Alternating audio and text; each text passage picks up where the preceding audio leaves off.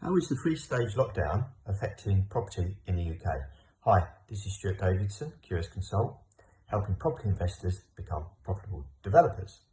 Now, Zoopla have issued some guidance on this, on the three-stage lockdown, what's happening in terms of viewings out there. And I just wanted to share that today, so have a look at it, see if you can work out what the three-tier lockdown means. I think it's a little bit woolly around the edges, to be fair, but essentially it's pretty much similar to when we had lockdown before, that we were doing remote viewings, online viewings, these sort of things. I think they'll just continue.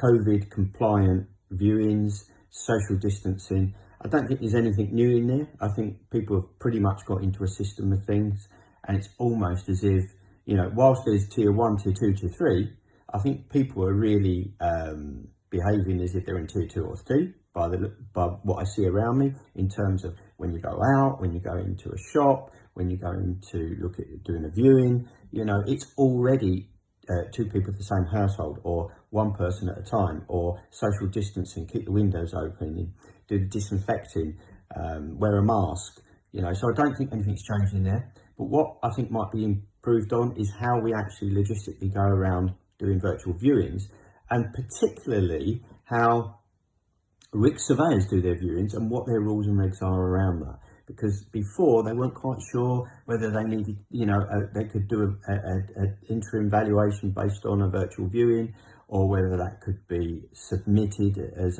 a concrete valuation, that they would have to go back later when they was allowed to. But I think now the guidance, the RICS guidance, should be checked to see what these valuations actually mean legally and logistically.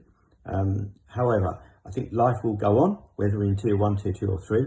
Have a look at the guidance by Zoopla, which describes what tier 1, tier 2, tier 3 is.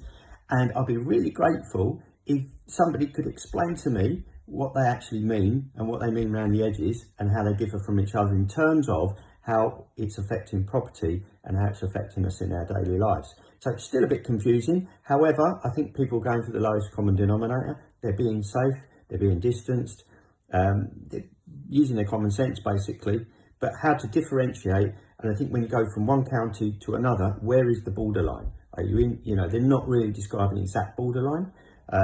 So there's something in itself there, but have a look at it yourself. I'll be really interested to see what you think. The long-term issue of COVID on property is yet to be seen. I think there's a lot going to happen over the next 6 months. There's going to be some big changes, particularly around zero interest rates, which we'll talk about in another video. So this has been Stuart Davidson, your friendly QS, helping property investors become profitable developers, and I'll see you in the next video.